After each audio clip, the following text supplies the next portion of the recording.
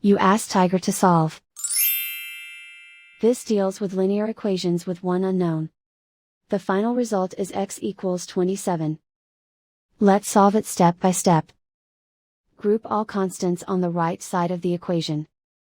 Add 8 to both sides.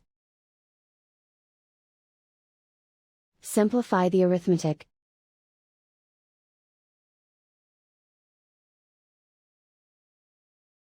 Isolate the x. Multiply both sides by inverse fraction 3/1. Group like terms.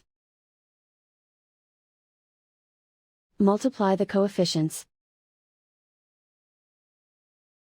Simplify the fraction.